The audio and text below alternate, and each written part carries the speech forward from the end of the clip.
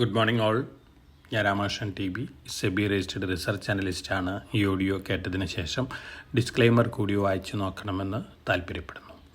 ഇന്ന് നമ്മൾ എക്സ്പെക്റ്റ് ചെയ്യുന്നത് പോസിറ്റീവ് ഓപ്പണിംഗ് ആണ്. ഏഷ്യൻ മാർക്കറ്റുകളിൽ ഇന്ത്യ അതുപോലെ തന്നെ മറ്റ് ചില മാർക്കറ്റുകൾ മാത്രമേ ഇന്ന് ട്രേഡിങ്ങിനായി ഓപ്പൺ ഉള്ളൂ. ജപ്പാൻ, ചൈന, കൊറിയ അതുപോലെ തന്നെ ഹോങ്കോങ് ഒക്കെ ഇന്ന് ഹോളിഡേ ആണ്.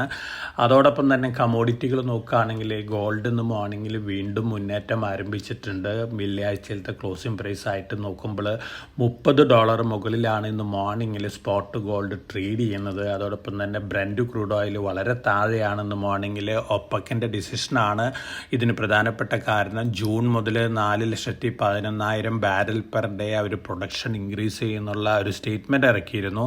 അതിനുശേഷമാണ് ബ്രന്റ് ക്രൂഡ് ഓയിൽ ഫ്യൂച്ചറിലും NYMEX ക്രൂഡ് ഓയിൽ ഫ്യൂച്ചറിലും വലിയ ഇടിവ് വന്നിട്ടുള്ളത്. ഇന്ത്യനെ സംബന്ധിച്ച് വളരെ പോസിറ്റീവായിട്ടുള്ള ന്യൂസാണ്. അതേസമയം നമ്മുടെ റുപ്പി ഡോളറിന് എഗൻസ്റ്റ് ആയിട്ട് ഇന്നും സ്ട്രെങ്തൻ ചെയ്യാണ്. 84.20 മോർണിംഗിലത്തെ റേറ്റ്. തീർച്ചയായിട്ടും റുപ്പിയുടെ അപ്രീസിയേഷൻ അതോടൊപ്പം തന്നെ ക്രൂഡ് ഓയിൽ പ്രൈസിലുണ്ടാവുന്ന വിലയിടിവ് ഇത് രണ്ടും ഇന്ത്യനെ സംബന്ധിച്ച് പോസിറ്റീവാണ്. കാരണം ഇന്ത്യയാണ് ചൈന കഴിഞ്ഞാൽ ഏറ്റവും കൂടുതൽ ക്രൂഡ് ഓയിൽ ഇമ്പോർട്ട് ചെയ്യുന്ന രാജ്യം. അതുകൊണ്ട് തന്നെ ഇന്ത്യനെ സംബന്ധിച്ച് പൊതുവെ ഈ ന്യൂസ് ഫ്ലോസ് ഗോൾഡിലും അതുപോലെ തന്നെ ക്രൂഡിലും വരുന്ന ന്യൂസ് ഫ്ലോസ് എല്ലാം തന്നെ ഇന്ത്യനെ സംബന്ധിച്ച് പോസിറ്റീവാണ്. കഴിഞ്ഞ ആഴ്ചയിലത്തെ മാർക്കറ്റ് പെർഫോമൻസുകൾ നോക്കുകയാണെങ്കിൽ അമേരിക്കൻ മാർക്കറ്റുകൾ കണ്ടിന്യൂസ് ആയിട്ട് 2 വീക്ക് ഗെയിനിലാണ് വെള്ളിയാഴ്ച ക്ലോസ് ചെയ്തിരുന്നത്. നമ്മുടെ മാർക്കറ്റും വെള്ളിയാഴ്ച ക്ലോസ് ചെയ്തിട്ടുള്ള കണ്ടിന്യൂസ് 3 വീക്ക് ഗെയിനിലാണ്. ഇന്ന് മോർണിംഗിൽ നമ്മൾ എക്സ്പെക്റ്റ് ചെയ്യുന്നത് പോസിറ്റീവ് ഓപ്പണിംഗ് ആണ്. അതിനുശേഷം വൊളാറ്റിലിറ്റി ഒക്കെ മാർക്കറ്റിൽ കണ്ടേക്കാം.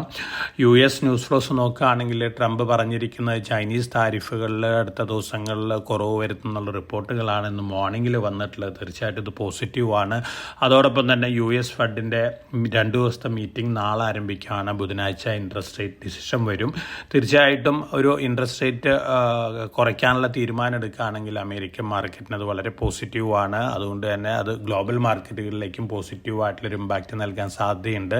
അതോടൊപ്പം തന്നെ ഈ ആഴ്ചയിൽ പല ട്രേഡ് താരിഫ് എഗ്രിമെൻറ്റുകളും സൈൻ ചെയ്യുന്നുള്ള റിപ്പോർട്ടുകളും വരുന്നുണ്ട്. പൊതുവെ വന്നുകൊണ്ടിരിക്കുന്ന ന്യൂസ് ഫ്ലോസ് ഗ്ലോബൽ മാർക്കറ്റുകൾക്ക് പോസിറ്റീവാണ്. ഇന്ത്യനെ സംബന്ധിച്ച് നോക്കുകയാണെങ്കിൽ നമ്മുടെ കാശ്മീരിലെ ടെററിസ്റ്റ് അറ്റാക്കിന് ശേഷമുള്ള സ്ഥിതിവിശേഷമാണ് നമ്മളെ സംബന്ധിച്ചൊരു കോസ് ഫോർ കൺസേൺ ആയിട്ടുള്ളത്. അതേസമയം ക്വാർട്ടർ 4 റിസൾട്ടുകളെല്ലാം പുറത്തു വന്നുകൊണ്ടിരിക്കുന്നത് സ്ലൈറ്റ്ലി എബോവ് എക്സ്പെക്റ്റേഷൻസ് ആണ്.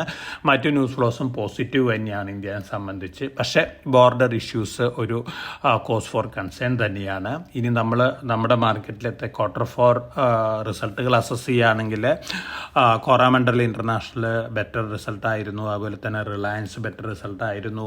കഴിഞ്ഞ വെള്ളിയാഴ്ചയും ശനിയാഴ്ചയൊക്കെ ആയിട്ട് പുറത്തു വന്നിട്ടുള്ള റിസൾട്ടുകൾ നോക്കുകയാണെങ്കിൽ Kotak Mahindra bank, state bank of India ഒക്കെ ഇൻലൈൻ വിത്ത് എക്സ്പെക്റ്റേഷൻ അല്ലെങ്കിൽ സ്ലൈറ്റ്ലി ബെറ്റർ ദാൻ എക്സ്പെക്റ്റേഷൻസ് ആണ്.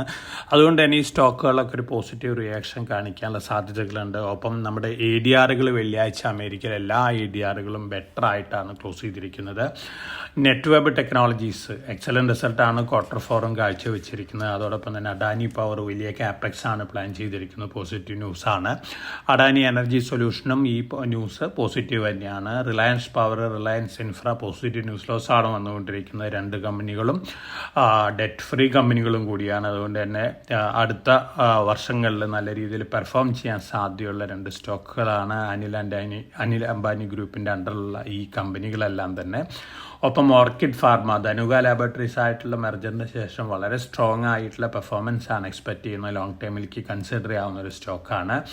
മാൻ ഇൻഡസ്ട്രീസ് അവരുടെ സൗദി അറേബ്യൻ പ്ലാന്റ് 2026 കമ്മീഷൻ ചെയ്യുന്നതാണ് പറയുന്നത്. പോസിറ്റീവ് ന്യൂസാണ്. ബ്ലാക്ക് ബോക്സ് ലിമിറ്റഡ് വലിയ എക്സ്പാൻഷൻ പ്ലാനുകളാണ്. ഡാറ്റാ സെൻറ്റർ ബിസിനസ് വലിയ രീതിയിൽ മുന്നേറുന്നുള്ള എക്സ്പെക്റ്റേഷനാണ് ഈ കമ്പനിക്കുള്ളത്. അത്തരത്തിലുള്ള ഗൈഡൻസ് തന്നെയാണ് വന്നിരിക്കുന്നത്. ഓട്ടോമൊബൈൽ സെയിൽസ് ഫിഗേഴ്സ് കഴിഞ്ഞ ആഴ്ച വന്ന് നോക്കുകയാണെങ്കിൽ എമൻഡം വീണ്ടും മുന്നേറാം. അതോടൊപ്പം തന്നെ M&Mൻ്റെ ക്വാർട്ടർ 4 റിസൾട്ട്, ആനുവൽ റിസൾട്ടും ഇന്ന് വരുന്നുണ്ട്. അതോടൊപ്പം തന്നെ കാംസിൻ്റെ ആനുവൽ റിസൾട്ട് ഇന്ന് വരുന്നുണ്ട്. കമ്പ്യൂട്ടർ എയ്ഡ് മാനേജ്മെൻ്റ് ആണ്. അതോടൊപ്പം തന്നെ മറ്റ് റിസൾട്ടുകൾ Cigniti technologies, Coforge, Indian hotels, Kalyani steels ഇതൊക്കെയാണ് ഇന്ന് ക്വാർട്ടർ 4 റിസൾട്ടുകൾ അനൗൺസ് ചെയ്യുന്ന പ്രമുഖ കമ്പനികൾ.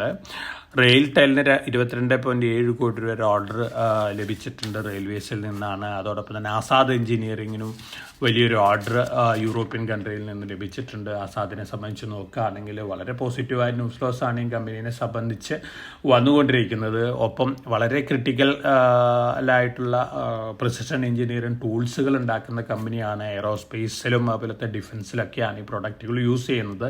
ലോങ് റണ്ണിൽ ആസാദ് എഞ്ചിനീയറിങ്ങിനെ സംബന്ധിച്ച് വളരെ പോസിറ്റീവായിട്ടുള്ള ന്യൂസാണ്. ഇതൊക്കെയാണ് മാർക്കറ്റ് ന്യൂസ് ഫ്ലോസ്. ഇന്ന് വരുന്ന Q4 റിസൾട്ടുകൾക്ക് അനുസരിച്ച് ഗ്ലോബൽ മാർക്കറ്റുകൾക്ക് അനുസരിച്ചുള്ള ട്രെൻഡാണ് നമ്മൾ എക്സ്പെക്റ്റ് ചെയ്യുന്നത്.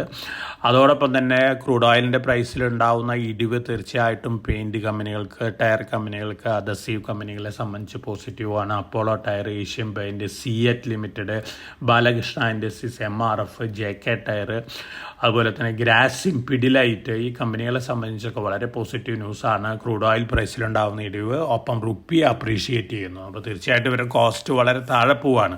അപ്പോൾ ഈ കമ്പനികളൊക്കെ ഒന്നൊരു പോസിറ്റീവ് റിയാക്ഷൻ കാണിക്കാനുള്ള സാധ്യതകളുണ്ട്. അതേസമയം ക്രൂഡ് ഓയിൽ പ്രൈസ് ഇടിവ് വരുമ്പോൾ സ്ലൈറ്റ് നെഗറ്റീവ് ഇമ്പാക്റ്റ് ഉണ്ടാകുന്ന റിലയൻസ് ഇൻഡസ്ട്രീസിനും അതുപോലെ തന്നെ ONGCക്കും ഓയിൽ ഇന്ത്യക്കൊക്കെയാണ്. തീർച്ചയായിട്ടും അതിൻ്റെ ഒരു നെഗറ്റീവ് ഇമ്പാക്റ്റും നമ്മൾ ഈ സ്റ്റോക്ക് പ്രൈസിൽ കണ്ടേക്കാം. ഓയിൽ മാർക്കറ്റിംഗ് കമ്പനികളെ സംബന്ധിച്ച് ക്രൂഡ് ഓയിൽ പ്രൈസ് താഴെ വരുന്നത് പോസിറ്റീവ് ന്യൂസാണ്. അപ്പോൾ ഇത്തരത്തിലുള്ളൊരു ഇമ്പാക്റ്റൊക്കെ അതാത് സെക്ടർ സ്റ്റോക്കുകളിൽ ഉണ്ടായേക്കാം. വളരെ കോഷ്യസ് ആയിട്ട് മാർക്കറ്റിൽ മൂവ് ചെയ്യണം. കാരണം ബോർഡറിലത്തെ ഇഷ്യൂ ഏത് നിമിഷവും ഒരുപക്ഷെ വലിയ സംഘർഷത്തിലേക്ക് നീങ്ങാനുള്ള സാധ്യതകളൊക്കെ ഉണ്ട്. അങ്ങനെ വരികയാണെങ്കിൽ ഇന്ത്യൻ മാർക്കറ്റിലും അതുപോലെ തന്നെ പാകിസ്ഥാൻ മാർക്കറ്റിൽ അതിൻ്റേതായ റിഫ്ലക്ഷനൊക്കെ ഉണ്ടാവാം. പാകിസ്ഥാൻ മാർക്കറ്റ് ഓൾറെഡി ക്രാഷ് ചെയ്ത് കഴിഞ്ഞിട്ടുണ്ട്. ഇന്ത്യനെ സംബന്ധിച്ച് നോക്കുകയാണെങ്കിൽ നമ്മൾ കമ്പാരിറ്റീവ്ലി സ്ട്രോങ് മാർക്കറ്റാണ്, നമ്മുടെ എക്കണോമി സ്ട്രോങ് ആണ്.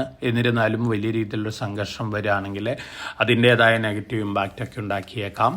അതുകൊണ്ട് തന്നെ വളരെ കോഷ്യസ് ആയിട്ട് മാർക്കറ്റിൽ മൂവ് ചെയ്യുക, നല്ല പ്രോഫിറ്റബിലിറ്റി ഉള്ള പൊസിഷൻസിൽ കുറേ പ്രോഫിറ്റ് ബുക്ക് ചെയ്ത് നിൽക്കുക. അതുപോലെ തന്നെ ലോങ് അല്ലെങ്കിൽ വലിയ പോർട്ട്ഫോളിയോ ഹോൾഡ് ചെയ്യുന്ന ഇൻവെസ്റ്റേഴ്സ് കുറേയൊക്കെ പോർട്ട്ഫോളിയോ ഹെഡ്ജിങ് നടത്തുന്നതും നന്നായിരിക്കും. അപ്പോൾ എല്ലാവർക്കും നല്ലൊരു ട്രേഡിംഗ് ഡേ ആശംസിച്ചുകൊണ്ട് ഞാൻ ഇന്നത്തെ പ്രീ മാർക്കറ്റ് കമൻറ്ററി അവസാനിപ്പിക്കുകയാണ്. Thank you.